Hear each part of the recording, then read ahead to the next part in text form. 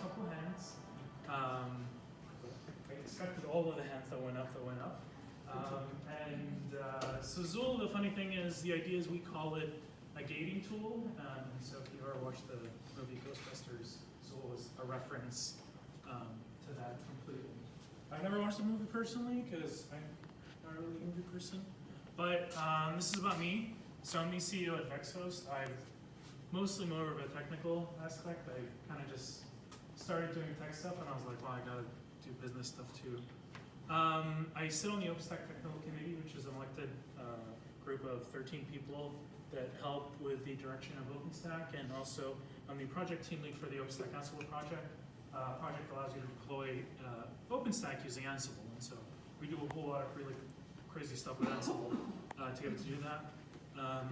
That's my Twitter, that's our social media these days, and I've actually been using Ansible for a really long time, and I'm still one of the maintainers for the Ansible OpenStack modules. So it's pretty tricky. So I actually help maintain OpenStack Ansible and Ansible OpenStack, where one of them lets you deploy OpenStack and the other lets you use Ansible to manage your OpenStack cloud.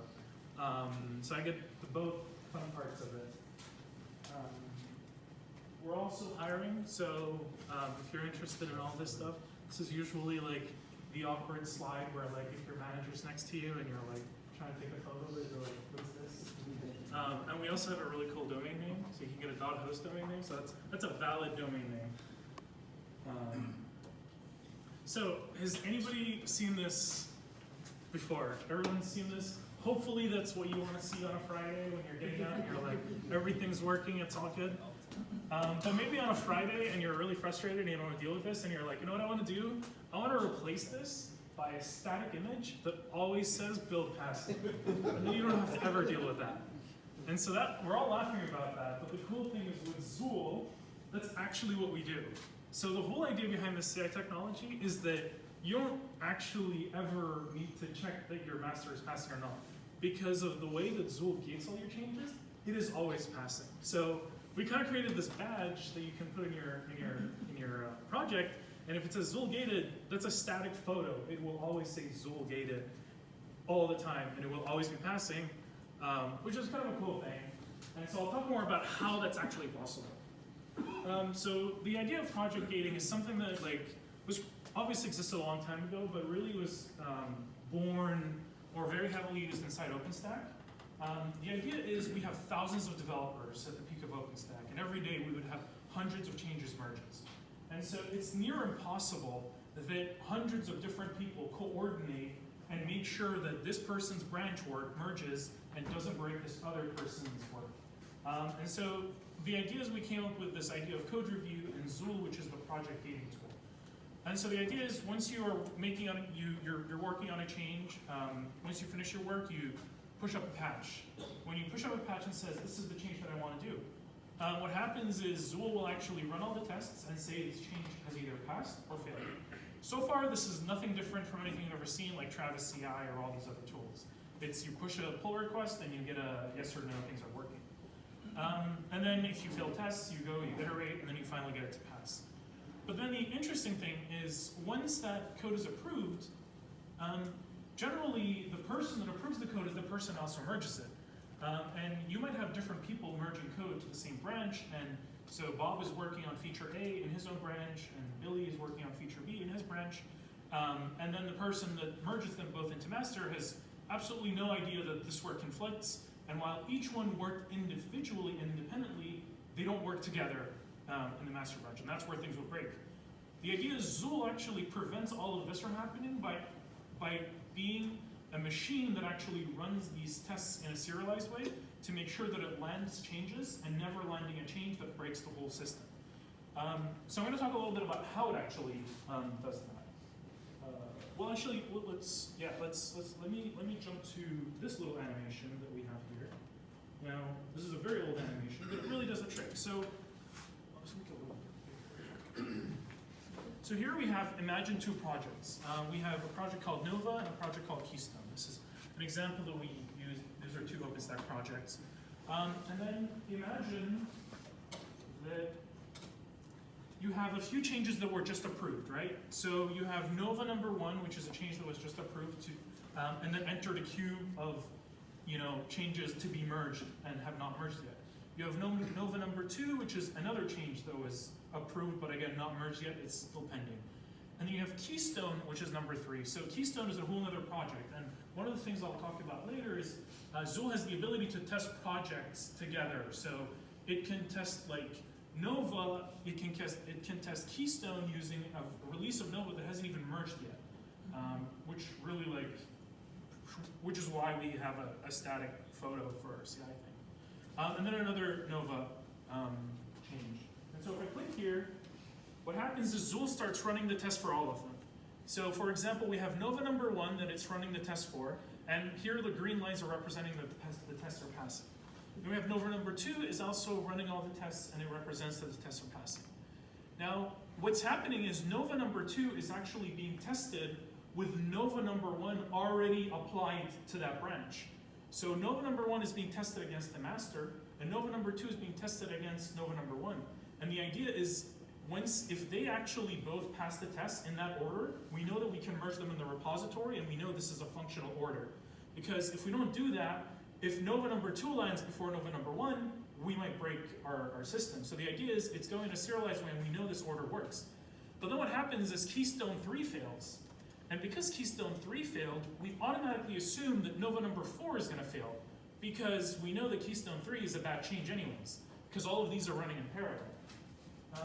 So what we will do is actually, we will stop testing Nova number 4, because we know for a fact that that is inherently broken.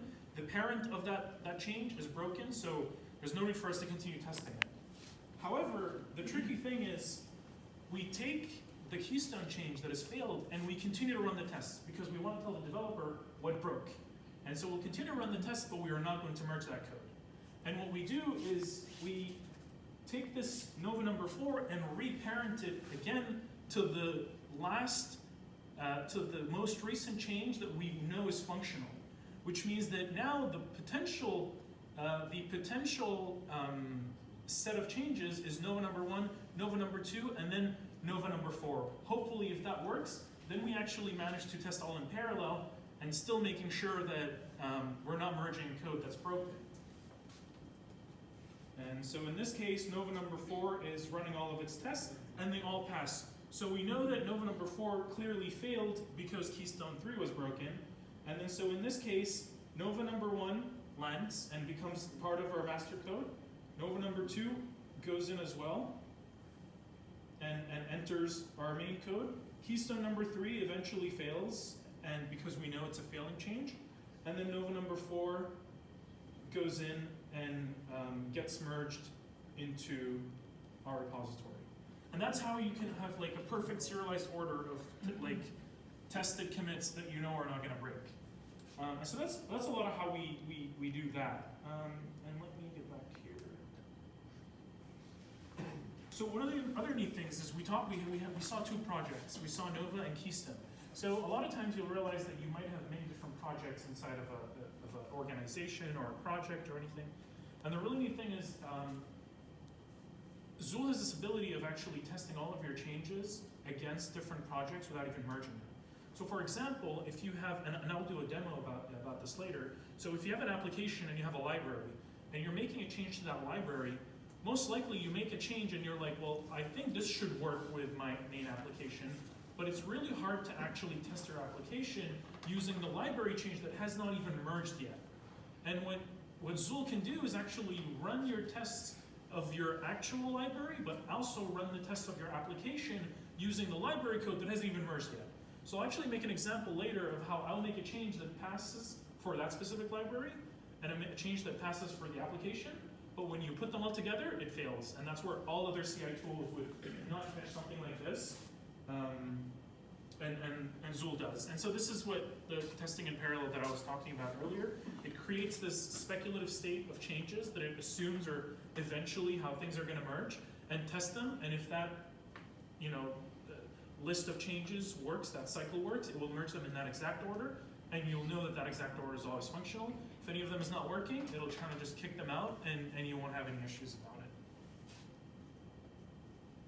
So cross-project dependencies is also like what I talked about earlier. So one of the really interesting things is you can actually make a change to one of your repositories and say that this change depends on this other one. And because Zuul has this ability to speculatively take out everything, it will take another change that you did in your library and test your application using this change that hasn't merged yet. So if you want to make a change in your application that depends on a change in a library, you don't actually have to merge the code in your library. Then once you merge it, maybe you have to release it, and then once it's released, then you can do the work in your application. It actually can just like do that whole thing for you and test it straight without even ever merging code, which is pretty interesting. I watch car videos apparently. And it has a multi-tenant design, so it allows you to do things in many different ways. So you can either pick a centralized way, so you can have all of your job definitions in one centralized location, or you can have your jobs inside every repo. So kind of the idea of like a travis.ci YAML or a Jenkins file inside every repo as one way. And then as the other way, you can just have like something where we call like project config, and you just define all of your jobs for all your repositories in one authoritative place so that your users don't get the ability to change jobs as they wish. So why is this really cool? Because it's driven using Ansible. So as I show in the demo later, you'll actually see that everything we do in this testing system is all Ansible. All it does is you give it a playbook and it runs the playbook, and that's the CI job. And what's really cool is if you've ever written testing scripts, you have this long convoluted shell script that tries to determine if something is installed or this like dependency is not installed and all that complicated stuff. Whereas like if you're using Ansible, just use the package module, give it a list of all your modules, and it just works. And so you can leverage all of the Ansible module ecosystem natively, so you don't have to learn anything new when you're writing jobs. You just run Ansible playbooks. It's really that simple. And one other thing is Zuul actually even supports multi-nodes. So you define a node set and say, I want these 5 nodes, and I want these 3 nodes part of this group, and these other 2 nodes are part of that group, and just run an Ansible playbook with targeting specific hosts, and it'll just run as if you were running a playbook run with nothing interesting. And you have the ability to select which Ansible version that you want for every specific job. It supports Gerrit and GitHub, so this isn't like GitLab CI. So GitLab is very much like we're going to give you everything from like an SCM up to CI. It really just focuses on strictly running your CI jobs. So whether you're using GitHub or GitHub Enterprise or using Gerrit, all of these are supported. It doesn't care where your stuff is stored as long as it's Git and it just listens to the events. There is a Bitbucket driver that's almost being added soon, and a GitLab one as well. It also supports multiple clouds. So one of the neat things is with Zuul, the idea is every single job runs in its own clean environment on every single run. So there's a few different environments. You can actually run your stuff on EC2. You can run it on our public cloud. You can run it on any generic OpenStack cloud. It's really kind of up to you to decide where you want to run your jobs. If you have a Kubernetes cluster, you can even run it on Kubernetes pods. So it's really up to you to decide where your jobs run. And the most important concept when we do testing in Zuul is that every single job gets a clean environment for every single run. So there's no long, complicated script of cleanups that you run of uninstalling and deleting artifacts. You just go for a brand new machine and call it a day. So this is where I have my live demo. I've done live demos at summits, at keynotes, and they haven't messed up. So hopefully this continues to go well. So what I wanted to do is continuing our very, very, very basic demos that just clearly want to demonstrate a thing. I have a very simple concept here. We have an application, a library, and the application is, imagine some store that says hi when people come in. And we have a library that we use to greet people. So it's very simple. Does it say bonjour, hi, or oh just... God, Let's not tell me about that. We have to add some tests for that. So in this case, like very simply, let's imagine this store, and all I'm doing is importing this library and literally welcome to store. And when I want to welcome someone to the store, I'm using my super advanced hello library to say hello to that person.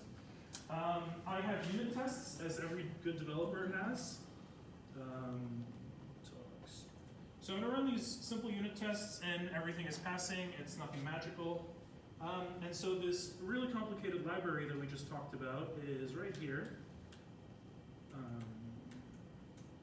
So really this library, all it does is say hello, and if it gets a name, it says hi there person, and if it doesn't, it just says hello. Very straightforward. And obviously the very complex unit tests are passing for this. Now, I'm gonna go to the scenario where, like, how Zuul protects you from merging broken code, and how I'm gonna make a scenario that was clearly would land and no one would notice how it's gonna break, but it will actually break our tests.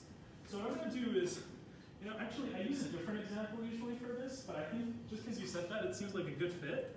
So usually the thing that I go with is I'm like, well, let's edit this library, and our management has decided that from now on, we're not gonna say hello, we're gonna say hello, what's your name? That's the usual thing that I go for. But I guess for today, for the example, we'll say like, bonjour, hi. You know what? This is what we gotta do now. Politically correct. So let's imagine like that's the change that we did. Now, obviously, if we run our unit tests are broken because we have to fix those. So let's fix those.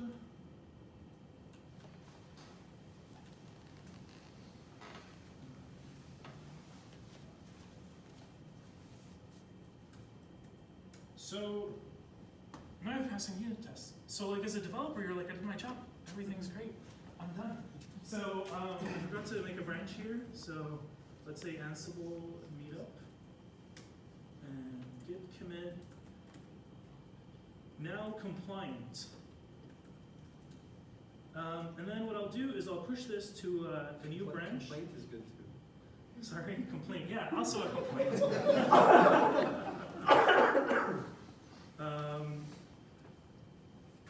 So I'm going to push that to a branch and just call it Ansible Meetup.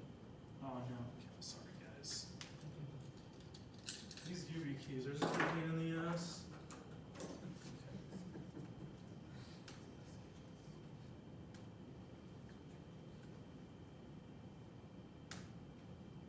Alright, so I just pushed this code up, and what we're going to do is we're going to open a pull request for this extremely complicated piece of code.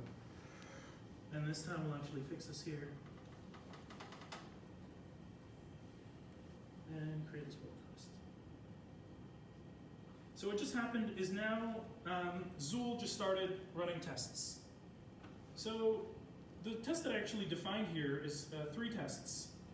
We have linters, which is like the basic thing just to make sure code is pretty and it's nice and it's commented.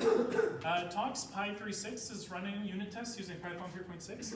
But then the unique job that generally other CI tools can't do is hello app-talks-pi36.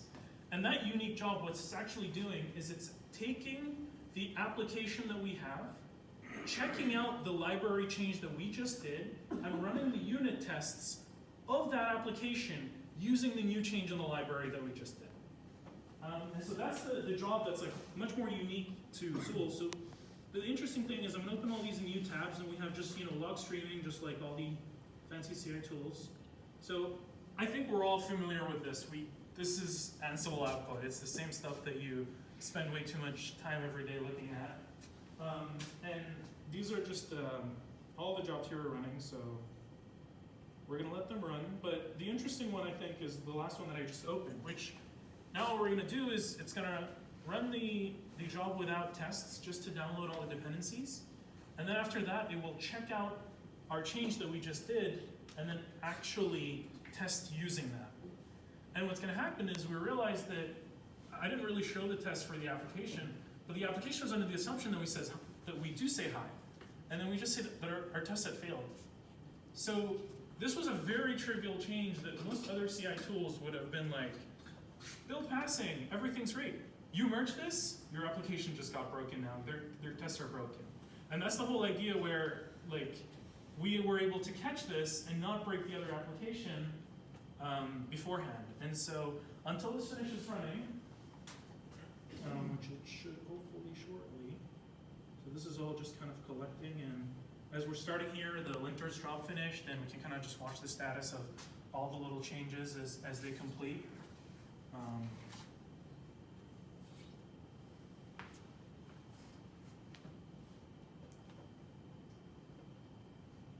So it's just finalizing and uploading all the logs, and I'll go over the eventual kind of result that we see. So there we go. You see this, it's disappeared because it's done, but it's went back here and it's reported a failure. It's reported a failure on GitHub. And in this case, we can click here, go to the failure. We can go to the console here, which is a full breakdown of every single thing. And easily here you see that, you know, our application is under the assumption that we say hello, but the library says bonjour, hi, and that's how you catch stuff and not break your code before even merging it, right? This is super trivial. It's a very basic example, but you know, imagine way more complicated code with like much more complex changes, and that's how we were able to catch all of this. So I continue to hold my undefeated record after this. There's a whole bunch of people that use this. This software is being used by BMW to actually do a lot of their like automated cars, like their like self-driving cars and stuff like that. Also, like very recently, we found out that like Volvo even uses this tooling. We don't know where or how yet, but they do. GoDaddy is one of the companies that you've probably heard about or seen Super Bowl ads, and they use that as well. And Open Lab is a collection of community effort to help test different tools and integration of different open source projects together, and it uses Zuul for all of that. There's a few other interesting shouts. There's Software Factory, which is an open source project, which is developed by some of the people sitting in this room as well. And then the OpenStack Foundation, which is like really where it all started inside OpenStack, which the whole point of Zuul, that's where it existed, that's where it was kind of born. And then Packet also is one of the companies that was checking out, you know, Zuul and saying the benefits that it can provide them as an organization. So this is the thing that I have to say, because this is like, I don't like doing this, but you know, sometimes you need to sell a little bit. But we do offer a fully managed Zuul service, so if this makes a lot of sense for you, we do have a thing where you can go and this is all set up for you. You don't have to deal with any of the complexities. But we don't have any like magic like core or open core or anything. You're running straight what's already upstream, and it's all open source. If you still want to run Zuul and you want to chat about it, I'd be more than happy to talk about that. I'm not like I'd be happy to encourage the adoption. If you are a company that wants to adopt open source on your own and you want to get involved, happy to do that. And if you're an organization that is like, I need to write someone a check or otherwise nobody lets me use open source, happy to do that. And yeah, so we're fully managed Zuul, so we offer full support and full proactive monitoring. We make sure it's always running, because developers twiddling thumbs because CI is down is generally a very expensive thing, and upgrades for all the maintenance. We are launching a fully managed platform. So the thing that I just talked about is like a private, your own deployment. What we're actually building is, I wouldn't say a less featured version, but an instance that's kind of more of a software as a service, that it has a far bit less features of Zuul, but it's a much easier experience where you can just go in and link your GitHub account, and you instantly have Zuul for all of your repos, and all you have to do is just drop a .zuul.yaml file.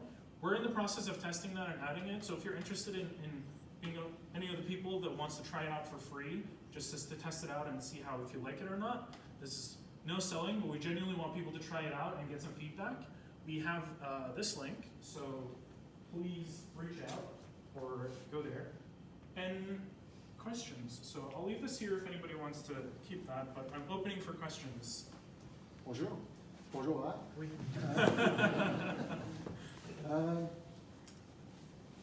Je faisais une recherche de Zuul sur Internet, puis je voyais Netflix aussi. C'était 2 produits ou plus, peut-être, qui s'appellent le même nom. Oui, alors il y a un autre projet qui est aussi open source qui s'appelle Zuul. Et puis, il y a juste un peu de confusion. C'est juste deux différents projets qui font 2 différentes choses. Ce qu'on a fait, nous, dans notre communauté, on avait écrit que si vous êtes à la recherche de Zuul, de Netflix, voici le lien. Et puis, on est parti pour faire un pull request à celui de Netflix pour dire, est-ce que si vous êtes à la recherche du Zuul, le système de CI, voici le lien. Et ils ont refusé notre pull request. Alors, fait que c'est pas la même chose, c'est un différent projet. C'est quoi la licence? C'est un produit propriétaire ou c'est du logiciel libre? Non, non, c'est du logiciel libre. La licence, c'est GPL ou... C'est tout Apache 2.0, mais justement parce que tu as Ansible qui est GPL, so I'm not a lawyer, mais the code is Apache 2.0. Is Zuul using Ara in the backend to gather the logs from? Yeah, so one of the things we have a role called run Era or something like that. So the thing that you saw is like very similar to Era, but it uses something called a Zuul manifest.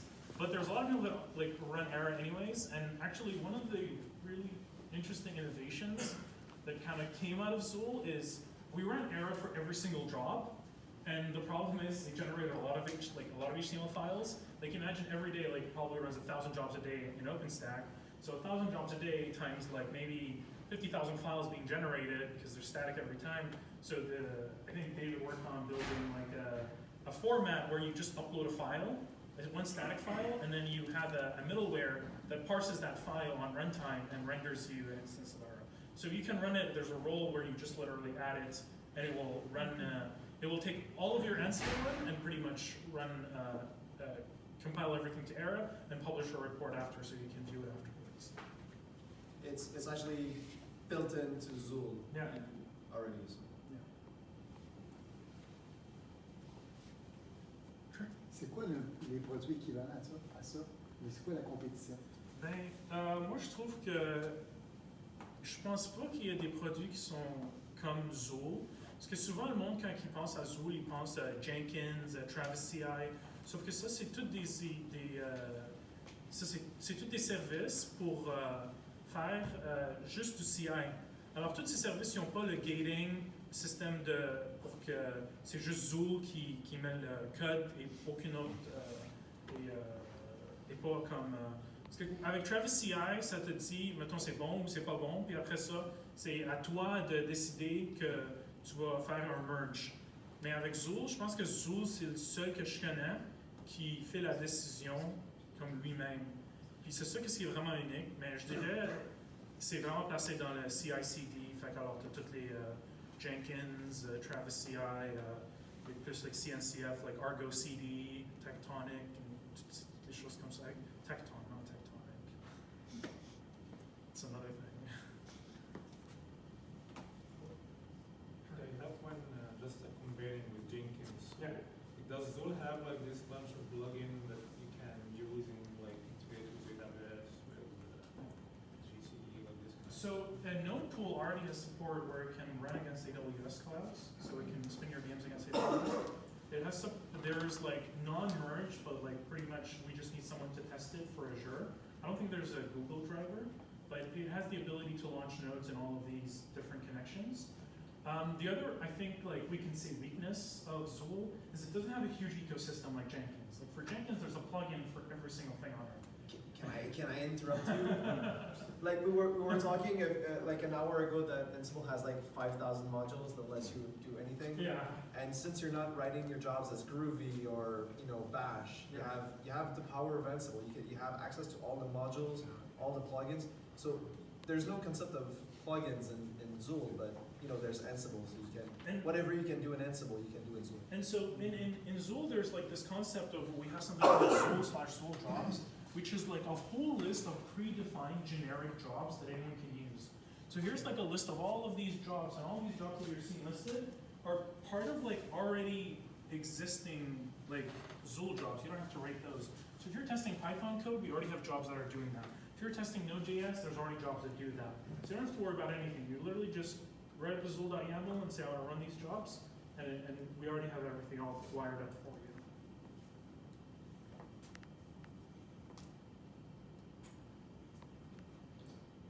Those would be used to test roles and labels on OToole? Yeah, so in OpenStack Ansible, the tool that we use to deploy OpenStack, we deploy OpenStack on every single commit using Zuul to test that it works. So the way that we make sure that our code to deploy OpenStack works, which all of our code is a bunch of Ansible roles and playbooks, we run the roles, like every time we make a change on the roles, we run the entire playbooks and we deploy an entire instance of OpenStack on every single change. And we deploy it because Zuul lets you have multiple operating systems. So on every change, we actually deploy it on 4 different operating systems with 2 different deployment methods, and we do it either from packages or from source. And that's for every single change. So that's how we test our roles to make sure that they're working. So you can even use it to test your Ansible roles and make sure that they're working. And what's also cool is because now Zuul has a native Ansible version tooling, you actually have the ability of saying, let's say your job is already running on Ansible 2.8, you can just go in and change the version to Ansible 2.9, and it will just run that job using Ansible 2.9, and you can just know if that thing breaks or if it doesn't break before even merging.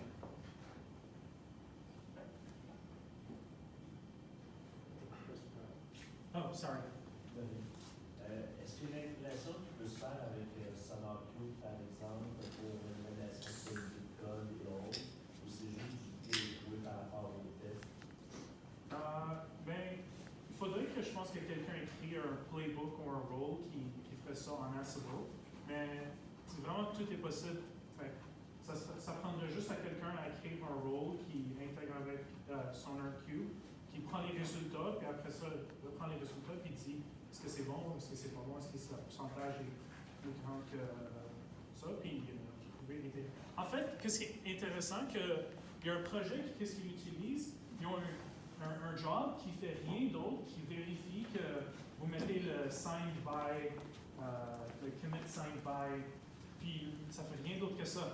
Fait que c'est vraiment, ça peut être si simple que vérifier le commit message si ça contient quelque chose, ou quelque chose de plus complexe, comme, je ne sais pas, installer quelque chose comme OpenStack qui a beaucoup de logiciels.